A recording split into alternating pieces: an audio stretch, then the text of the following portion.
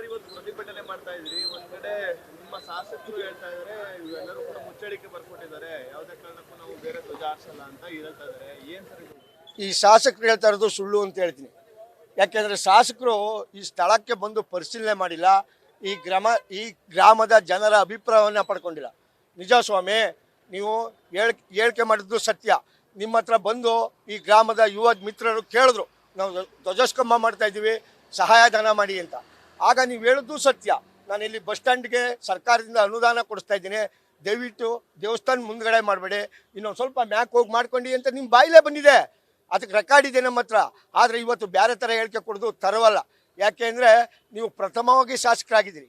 ಪ್ರಥಮವಾಗಿ ಶಾಸಕರಾದಂಥವ್ರು ನೀವು ಅನುಭವ ಕಮ್ಮಿ ಇದ್ದರೆ ಹಿರೀಕರನ್ನ ಕೇಳ್ಬೋದಾಗಿತ್ತು. ಸೂಕ್ಷ್ಮವಾಗಿ ಬಗೆಹರಿಸುವಂಥ ಸಮಸ್ಯೆ ಇದು ಸ್ವಾಮಿ.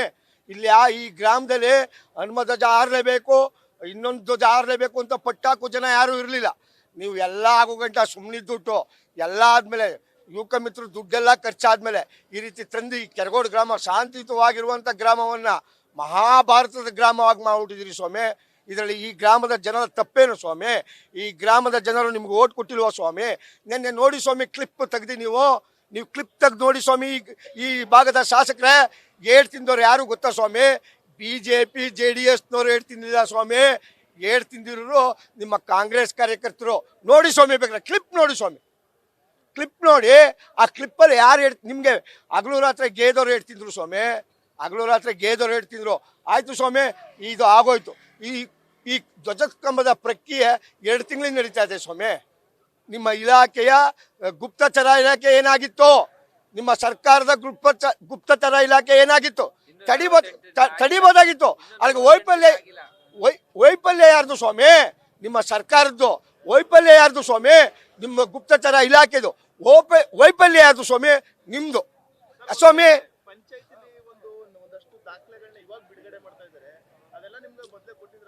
ಫೇಕ್, ಇದೆಲ್ಲ ಫೇಕು. ಆಯ್ತು ಸ್ವಾಮಿ, ನೀವು ಈಗ ಇದೆಲ್ಲ ಬಿಡುಗಡೆ ಮಾಡ್ತಾ ಇದ್ದೀರಲ್ಲ, ಪಂಚಾಯತಿಲಿ ಟರಾ ಓಡಿಸಿದಾರಲ್ಲ ಸ್ವಾಮಿ. ಸ್ಥಳೀಯ ಸಂಸ್ಥೆ ಸುಪ್ರೀಂ ಕೋರ್ಟ್ ಹೇಳಿದೆ ಸ್ವಾಮಿ. ಎಷ್ಟೋ ಜ್ಞಾನ ಇದೆ ನಮಗೂ. ಈಗ ಯಾರು ಅವಿದ್ಯಾವಂತರಿಲ್ಲ, ಎಲ್ಲ ವಿದ್ಯಾವಂತರೇ. ಎಷ್ಟೋ ಜ್ಞಾನ ಇದೆ. ಸುಪ್ರೀಂ ಹೊಡ್ಸಿದ್ಮೇಲೆ ಪಂಚಾಯತಿಯಿಂದ ಸುಪ್ರೀಂ ಯಾರು ಸ್ವಾಮಿ? ಗ್ರಾಮ ಪಂಚಾಯತಿ ಸದಸ್ಯರು. ಆಯಿತು ಸ್ವಾಮಿ, ನೀವು ಹೇಳ್ತೀರಾ. ಹಂಗಾರೆ ಗ್ರಾಮ ಪಂಚಾಯತಿ ಸದಸ್ಯರಲ್ಲಿ ಕಾಂಗ್ರೆಸ್ ಸದಸ್ಯರಿಲ್ವ ಸ್ವಾಮಿ? ಬರೀ JDS BJP ಸದಸ್ಯರಿದ್ದಾರಾ? ಆಗ ನಿಮ್ಮ ಸದಸ್ಯರು ಹೆಂಗೆ ಒಪ್ಪಿಗೆ ಕೊಡಿಸಿದ್ರು ಸ್ವಾಮಿ? ಅಂದರೆ ಈ ಊರು ಯಾವ ಪಕ್ಷ ಈ ಪಕ್ಷ ಅಂತಿಲ್ಲ. ನಾವು ಕಾಂಗ್ರೆಸ್ ಇರ್ಬೋದು, JDS ಇರ್ಬೋದು, BJP ಇರ್ಬೋದು, ತಮ್ಮದಿರಿಂದ ಬಾಳ್ತಾ ಇದ್ದೀವಿ. ಎಲೆಕ್ಷನ್ ಬಂದಾಗ ಮಾತ್ರ ರಾಜಕೀಯ. ಎಲೆಕ್ಷನ್ ಮುಗ್ದೋದ್ಮೇಲೆ ರಾಜಕೀಯ ಇಲ್ಲ ಈ ಗ್ರಾಮದಲ್ಲಿ. ಸಿಎಂ ಅವರು ಕೂಡ ಒಂದಷ್ಟು ದಾಖಲೆಗಳನ್ನ ಮುಚ್ಚಳಿಕೆ ಬರ್ಕೊಟ್ಟಿರುವಂತದ್ದು ಅವರು ಕೂಡ ಹಾಕೊಂಡಿದ್ದಾರೆ. ಅಂದ್ರೆ ಅವರು ಕೂಡ ನಕಲಿ ಪತ್ರಗಳನ್ನೆಲ್ಲರೂ ಕೊಟ್ಟಿದ್ದಾರೆ ಅಂತ ನೋಡಿ ಸ್ವಾಮಿ. CM ಸಿದ್ದರಾಮಯ್ಯವ್ರಿಗೆ ಸನ್ಮಾನ್ಯ ಈ ರಾಜ್ಯದ ಮುಖ್ಯಮಂತ್ರಿಗೂ ಒಂದು ಮಾತು ಕೇಳೋಕೆ ಇಷ್ಟಪಡ್ತೀನಿ. ಸಿದ್ದರಾಮಯ್ಯನವರೇ, ಜನತಾ ಪಕ್ಷ ಅಧಿಕಾರದಲ್ಲಿದ್ದಾಗ ರಾಮಕೃಷ್ಣ ಹೆಗಡೆಯವರು ಮುಖ್ಯಮಂತ್ರಿ ಆಗಿದ್ರು, ನೀವು ಪಶುಸಂಗೋಪನೆ ಮಂತ್ರಿ ಆಗಿದ್ರಿ. ಈ ಕೆರಗೋಡು ಗ್ರಾಮಕ್ಕೆ ಇದೇ ಗೌರಿಶಂಕರ ಕಲಾ ಸಂಘ ಟ್ರಸ್ಟ್ ಕರ್ಕೊಬಂದು ನಿಮ್ಮನ್ನ 101 ಗಾಡಿಯಲ್ಲಿ ಮೆರವಣಿಗೆ ಮಾಡಿ ಹಳೆಯ ಧ್ವಜಸ್ತಂಭದಲ್ಲಿ ನಿಮ್ಮ ಕೈಯಾರೆ ಫ್ಲಾಗ್ ಅನ್ನು ಹಾರಿಸಿದ್ದೀವಿ. ಅದು ಕನ್ನಡ ರಾಜ್ಯೋತ್ಸವ ಮಾಡ್ತಿದ್ದು ಫ್ಲಾಗ್ ಅನ್ನು ಹಾರಿಸಿದ್ದೀವಿ. ಅವತ್ತಿದ್ದಂಥ ಸಿದ್ದರಾಮಯ್ಯನ ನೆನೆಸ್ಕೊಳ್ಳಿ. ಹಿಂದಕ್ಕೆ ಹೋಗಿ ನೀವು ಸಿದ್ದರಾಮಯ್ಯನವರೇ. ಈ ಕೆರಗೋಡು ಗ್ರಾಮ ಇತಿಹಾಸ ನಿಮಗೆ ಗೊತ್ತು. ಅವತ್ತು ನಿಮಗೆ ಆಧಾರವನ್ನು ಕೊಟ್ಟಂತೆ ಈ ಗ್ರಾಮ ಇವತ್ತು ಈ ಗ್ರಾಮ ಕೋಮು ಗಲಭೆ ಸೃಷ್ಟಿಯಾದಂಥ ಗ್ರಾಮ ಆಗೋಯ್ತೆ ಸ್ವಾಮಿ. ಯಾಕೆ ಸ್ವಾಮಿ ನಮ್ಮ ಗ್ರಾಮಕ್ಕೆ ಕೆಟ್ಟ ಹೆಸರು ತರ್ತಾ ಇದ್ದೀರಾ? ಇಲ್ಲಿರೋ ಜನ ಪಕ್ಷ ಜಾತಿ ಭೇದ ಯಾವುದೂ ಇಲ್ಲ.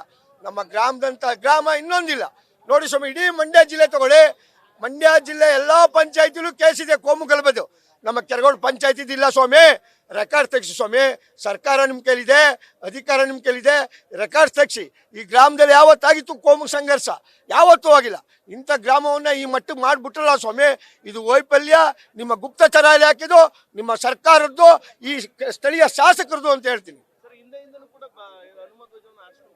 ಇಲ್ಲ, ನಾವು ಹನುಮಧ್ವಜ ಯಾವಾಗ ಹಾರಿಸ್ತಿದ್ದೋ ಅಂದರೆ ಹಬ್ಬ ಹರಿದಿನಗಳಲ್ಲಿ ಹಾರಿಸ್ತಿದ್ದೋ, ಯಾವಾಗಲೂ ಹಾರಿಸ್ತಿಲ್ಲ.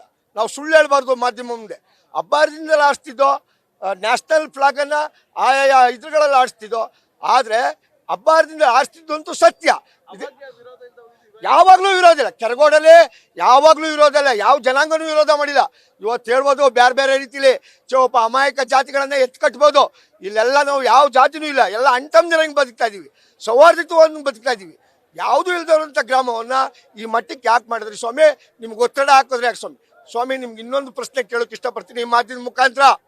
ಆಯ್ತು ಸ್ವಾಮಿ, ತಡಿ ಅಂತ ಬೇರೆ ಕೋಮ್ನವ್ರು ಹೇಳ್ತಾ ಇದ್ದಾರೆ ಅಂತ ಕೊಡಿ ಸ್ವಾಮಿ ನಮಗೆ ದಾಖಲಾತಿಯಾ? ನಿಮ್ಗೆ ಹೇಳಿದ್ರು ಯಾರು? ಮುಸ್ಲಿಮ್ಸ್ ಹೇಳಿದಾರ, ಇತರ ಜನಾಂಗ ಹೇಳಿದ? ನೀವು ಯಾವ ಇದನ್ನೇ ಕೊಡ್ತಾರೆ ದಾಖಲಾತಿಯ? ಆದರೂ ನೀವು ಈ ಸಂಘರ್ಷ ಮಡಗಿದ್ರಿ, ಸುಳ್ಳು ಹೇಳ್ತಾ ಇದ್ರಿ. ಆಮೇಲೆ ಇನ್ನೊಂದು ಈ ಮಾಧ್ಯಮ ಮುಖಾಂತರ ಇನ್ನೊಂದು ಹೇಳ್ತೀನಿ ನಾನು. ನೋಡಿ ಸ್ವಾಮಿ, ನೀವು ಈ ಸರ್ಕಾರಿ ಮೀಟಿಂಗ್ ಮಾಡೋಕೆ ಕೆರಗೋಡು ಬಂದ್ರಿ, ನೀವು ಹೇಳಿ ಏನು ದಾಖಲಾತಿ ಕೊಡಿ ಅಂತ ನಿಮ್ಮ ಅಧಿಕಾರಿಗಳನ್ನ ಕೇಳ್ದು. ಮೌಖಿಕ ಆದೇಶ ಸ್ವಾಮಿ, ಯಾವುದೇ ಒಂದು ಆಫೀಸ್ಗೆ ಹೋದ್ರೆ ಅರ್ಜಿ ಕೊಡಿ ಅಂತೀರಿ, ನೀವು ಮಾತ್ರ ಅಧಿಕಾರಿಗಳು ಮೌಖಿಕ ಆದೇಶ. ಇದು ಯಾವುದು ಸ್ವಾಮಿ?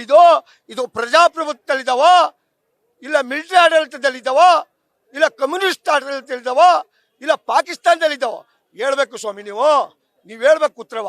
ನೋಡಿ ಸ್ವಾಮಿ, ಈ ಮಾಧ್ಯಮ ಮುಖಾಂತರ ಇನ್ನೊಂದು ಹೇಳ್ತೀನಿ, ನಾವು ಯಾವುದೇ ಪಕ್ಷದ ಪರ ಅಲ್ಲ, ಯಾವುದೇ ಪಕ್ಷದ ವಿರೋಧನೂ ಅಲ್ಲ.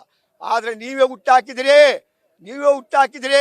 JDS BJP ಸೇರ್ಕೊಂಡು ಈ ಕೋಮುಗಳ ಸೃಷ್ಟಿ ಮಾಡ್ತಾ ಇದ್ದಾರೆ ಅಂತ ಮಾಧ್ಯಮದ ಮುಖಾಂತರ ಹೇಳ್ಕೊ ಕೊಡ್ತಾ ಇದ್ದೀರಿ. ಇದು ಸುಳ್ಳು. ಇಲ್ಲಿ ಆ ಪಕ್ಷ ಈ ಪಕ್ಷ ಅಂತಿಲ್ಲ.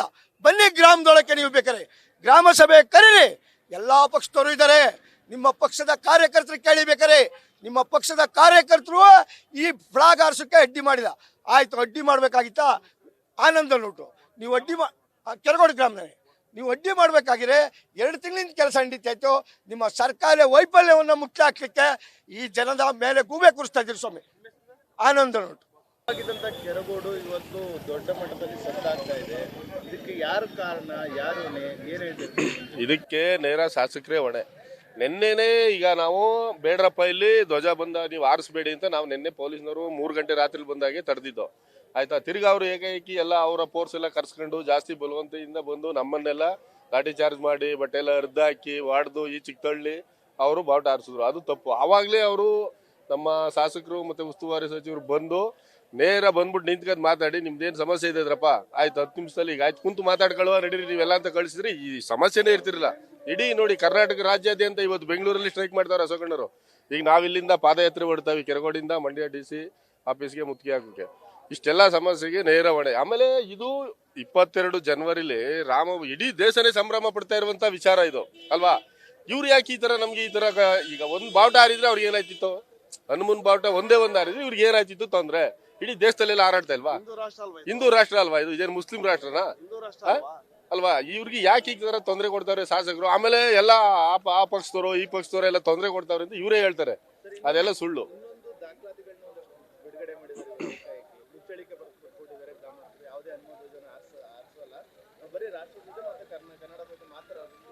ಇಲ್ಲ, ಈಗ ಇವರು ಇಂದ್ಲು ಡೇಟ್ ಹಾಕೊಂಡು ಹಳೆ ಡೇಟ್ ಹಾಕೊಂಡು ಇವ್ರು ಹೊಸದಾಗಿ ನಿನ್ನೆ ಒಂದ ದಾಖಲೆ ಸೃಷ್ಟಿ ಮಾಡ್ಕೊಂಡಿರೋದು ಇದು ಹಿಂದೆ ಇವರು 18 ಜನ ಪಂಚಾಯತಿ ಮೆಂಬರ್ಸು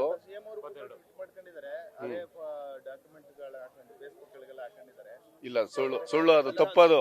ಇವರು ಸುಮ್ನೆ ಸೃಷ್ಟಿ ಮಾಡ್ಕೊಂಡಿರೋ ಒಂದು ಡಾಕ್ಯುಮೆಂಟ್ ಅದು.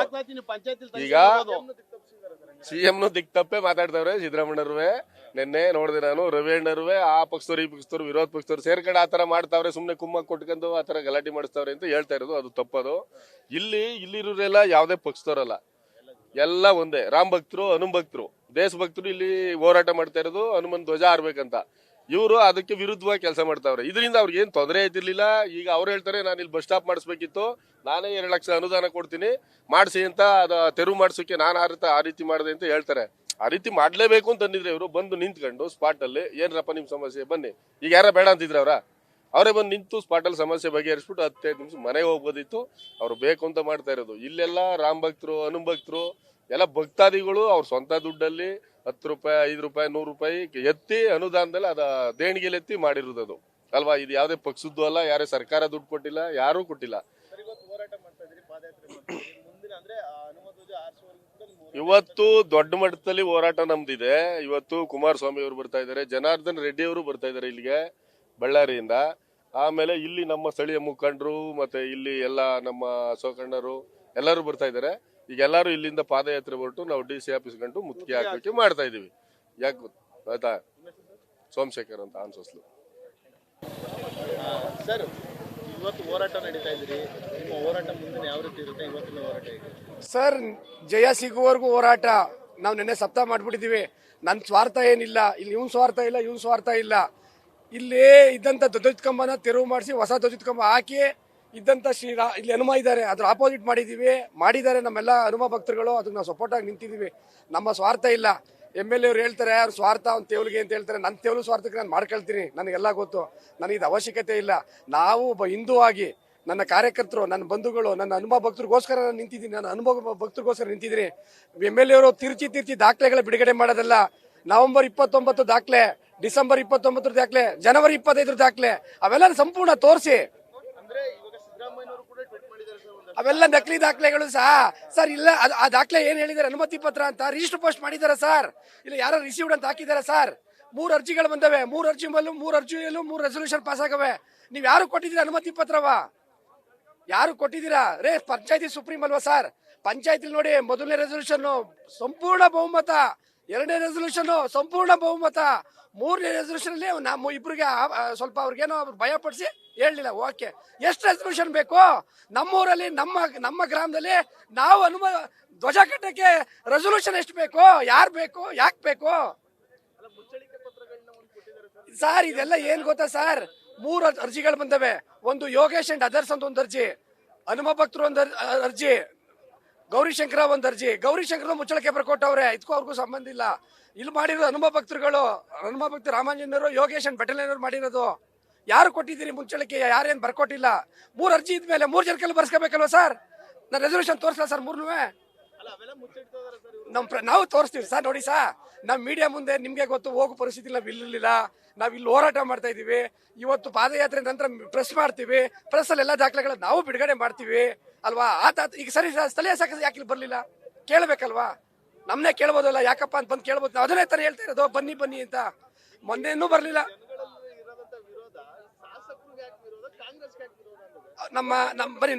ನಮ್ಮ ಕೃಷ್ಣನ ಹೇಳಿದ್ರು, ಸೀನಿಯರ್ ಲೀಡ್ರು, ಪಕ್ಷಾತೀತವಾಗಿ ಎಲ್ಲರ ಜೊತೆ ಸಂಬಂಧ ಚೆನ್ನಾಗದೆ, ವೋಟ್ ಬ್ಯಾಂಕ್ ಅಷ್ಟೇ ಸರ್. ಇಲ್ಲಿ ಏನಾಗ್ತಾ ಇದೆ ಅಂದ್ರೆ, ನಮ್ಮ ಇಡೀ ಕೆರಗೋಡು ಭಾಗದಲ್ಲಿ ಇಲ್ಲೆಲ್ಲ ಸ್ವಲ್ಪ ಕಾಂಗ್ರೆಸ್ಸೇತರ ಜನಗಳು ಜಾಸ್ತಿ ಇದ್ದಾರೆ. ಅದೊಂದು ಅವ್ರಿಗೊಂಥರ ಇಲ್ಲಿ ಸೇರ್ಸಕ್ ಆಗಲ್ಲ. ಅದಕ್ಕೋಸ್ಕರ ಅವ್ರು ವೋಟ್ ಬ್ಯಾಂಕ್ ಮಾಡ್ತಾರೆ. ನಮ್ಗೇನು ಅವಶ್ಯಕತೆ ಇಲ್ಲ ಪಾಲಿಟಿಕ್ಸು. ನಾನು ಇಲ್ಲದೆ ಇರಲಿ, ನನ್ನ ಪಕ್ಷಕ್ಕೆ ವೋಟ್ ಬಿದ್ದೇ ಬೀಳ್ತವೆ. ಯಾರು ಇಲ್ಲದೆ ಇದ್ರು ನನ್ನ ಪಕ್ಷಕ್ಕೆ ಯಾರು ಕೇಳೋಂಗಿಲ್ಲ. ರೈತರಿದ್ದಾರೆ, ಅವ್ರು ಹಾಕ್ತಾರೆ. ನನಗಂತ ನಾನು ಬಂದ ತಕ್ಷಣ ವೋಟ್ ಹಾಕ್ಬೇಕು ಅಂತ ನಾನು ಏನು ಕೇಳಿಲ್ಲ. ರೈತರು ಅವರೇ ವಾಲಂಟ್ರಿಗೆ ಹಾಕುವಂಥ ಪಕ್ಷ ನನ್ನ JDS ಪಕ್ಷ. ನನಗೇನು ಅವಶ್ಯಕತೆ ಇಲ್ಲ. ನಾನು ಬಂದ ತಕ್ಷಣ ಏನೋ ಒಂದು ವೋಟ್ ಟರ್ನ್ ಆಯ್ತವೆ ಅಂತಲ್ಲ, ಯಾರು ಬರ್ದಿದ್ರು ಬೀಳೋದು. ಬಟ್ ನಾವು ಇವತ್ತೊಬ್ಬ ಹಿಂದೂ ಆಗಿ, ಒಬ್ಬ ಹನುಮ ಭಕ್ತನಾಗಿ ನನ್ನ ಸ್ನೇಹಿತರು ಏನು ಮಾಡ್ತಾ ಇರ್ತೀವಿ, ಸಪೋರ್ಟ್ ಆಗಿ ನಿಂತಿದ್ದೀವಿ ಹೊರತು ಅವ್ರು ವಾಲಂಟ್ರಿಯಾಗಿ ದುಡ್ಡು ಹಾಕ ಮಾಡ್ತಾ ಇದ್ದಾರೆ. ನಾನು 50 ಪೈಸೆನವ್ರಿಗೆ ನನಗೆ ಕೊಟ್ಟಿಲ್ಲ. ನಾನು ಬಂದು ಕರೆದಿದ್ದಾರೆ, ಬಂದು ನಿಂತ್ಕ ಕೆಲಸ ಮಾಡ್ತಾ ಇದ್ದೀವಿ ಸರ್. ಇಷ್ಟೇ ಸರ್. Thank you. ಶಾಸಕರು ಹೇಳ್ತಾರೆ, 2 ವ್ಯಕ್ತಿಗಳನ್ನ ಹೆಸರನ್ನ ಮೆನ್ಷನ್ ಮಾಡ್ತಾರೆ. ರಘುನಂದನ ಮತ್ತು ರಾಮಚಂದ್ರಿಂದ ಇದನ್ನು ಬೆಂಕಿ ಎತ್ಕತ್ತು ಅಂತ ಹೇಳ್ತಾರೆ ಸರ್. ಇದಕ್ಕೆ 100 ಸಹ ಸುಳ್ಳು ಸರ್. ಇದು ಎಲ್ಲ ಪಕ್ಷಾತೀತವಾಗಿ ದಳ, ಕಾಂಗ್ರೆಸ್, BJP ಎಲ್ಲ ಪಾರ್ಟಿಯವರು ಕೈ ಜೋಡಿಸವ್ರೆ. ಎಲ್ಲ ಸಮಾಜ, ಎಲ್ಲ ಕೋಮು ಜನಗೂ ಸಹ ಸೌಹಾರ್ದವಾಗಿ ಧ್ವಜಕಂಬ ಮಾಡಿದ್ರು. ಆದರೆ ನಮ್ಮ ಶಾಸಕರಿಗೆ ಯಾಕೆ ಅಂದರೆ, ಈ ಕೆರಗೋಡು ಹೋಬಳಿಲಿ ಮತ ಕಡಿಮೆ ಆಯ್ತು ಅವ್ರಿಗೆ. 10,000 12,000 ಓಟ್ ಕಡಿಮೆ ಆಯ್ತು ಅವ್ರಿಗೆ. ಇವತ್ತಿನ ಬೆಳವಣಿಗೆ ನೋಡಿ ನನಗೆ 0 ಆಗುತ್ತೆ ಒಂದು ಭಯದಿಂದ ಜಿಲ್ಲಾಡಳಿತನ ಕೈ ಕಟ್ಕೊಂಡು ಈ ಕೃತ್ಯ ಸಿಗ್ತಾರೆ ಸರ್. ಕಡಿಮೆ ಆಗುತ್ತೆ ಅಂತ 100ಕ್ಕೆ 120%. ಈಗ ಇನ್ನೂ ಯಾರು ನಮ್ಮ ಕೆರಗೋಡು ಹೋಬಳಿ 20,000 ಓಟ್ ಕಡಿಮೆ ಆಗುತ್ತೆ ಅವ್ರಿಗೆ. ಈ ಕೃತ್ಯ ಮಾಡೋದ್ರಿಂದ 20,000 ಓಟ್ ಕಡಿಮೆ ಆಗುತ್ತೆ ಕಾಂಗ್ರೆಸ್ಗೆ 100% ಸರ್. ಯಾವುದೇ ಕಾರಣದಿಂದ ಈ ಶಾಸಕ ಇರೋಣ ತಿರುಗಾಡಕ್ ಬಿಡಲ್ಲ ಸರ್. ಶಾಸಕರ ಇರೋಣ ತಿರುಗಾಡಕ್ ಬಿಡಲ್ಲ. ಹಿಂದೂ ಧರ್ಮದ ಮೇಲೆ ಕೈ ಹಾಕಿದ್ದಾನೆ, ಹಿಂದೂ ಧ್ವಜನ ಇಳಿಸಿದ್ದಾನೆ, ಅವ್ನು ಸರ್ವನಾಶ ಆಗ್ತಾನೆ ಸರ್. ಹಿಂದೂ ಧರ್ಮದ ಮೇಲೆ ಕೈ ಹಾಕಿದರೆ ಸರ್ವನಾಶ ಆಗ್ತಾನೆ ಸರ್. ಮುಂದಿನ ರಾಜಕೀಯ ಏಳಿಗೆ 100% ಆಗಲ್ಲ. ರಾಜಕೀಯ ಬೆಳವಣಿಗೆ ಆಗೋದಿಲ್ಲ ಸರ್. ನಾನು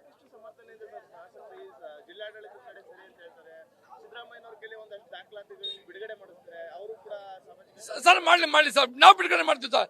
ನಾವು DC ಆಫೀಸ್ಗೆ ಹೋಗ್ತೀವಿ, ಪ್ರೆಸ್ ಕರಿತೀವಿ. ನಮ್ಮ ಮುಖಂಡರು ಬರ್ತಾ ಇದ್ದಾರೆ, ಅವ್ರ ಮುಖಾಂತರ ದಾಖಲಾತಿಗಳು ಬಿಡುಗಡೆ ಮಾಡ್ತೀವಿ. ನಮಗೆ ಪಂಚಾಯತಿ ರಿಜಿಸ್ಟ್ರೇಷನ್ ಆಗಿದೆ, 2 ಅಲ್ಲ 3 ಸಲ ರಿಜಿಸ್ಟ್ರೇಷನ್ ಆಗಿದೆ. ಆ ಕಾಪಿನ ಹೆಸರು ಮಾಡ್ತೀನಿ. ನಾವು ಕೋರ್ಟಲ್ ಮೆಟ್ಲಿಗೆ ಹೋಗ್ತೀವಿ ಸರ್. ನಾವು ಜಿಲ್ಲಾಡಳಿತ DC ಮತ್ತೆ ಯಾರು ಇದಕ್ಕೆ ನಾವು ತೆರವುಗೊಳಿಸ್ತಾರೋ ಅವ್ರು ಕಂಟೆಂಪ್ಟ್ ಮಾಡ್ತೀವಿ ಸರ್. ಕೋರ್ಟ್ಗೆ ಹೋಗಿ ಕಂಟೆಂಪ್ಟ್ ಮಾಡ್ತೀವಿ. ಕೃಷ್ಣೇಗೌಡ ಅಂತೇಳಿ. ನ್ಯೂಸ್ ಫಸ್ಟ್, ನಿರ್ಭೀತಿಯಿಂದ ನಿಮ್ಮ ಪರವಾಗಿ.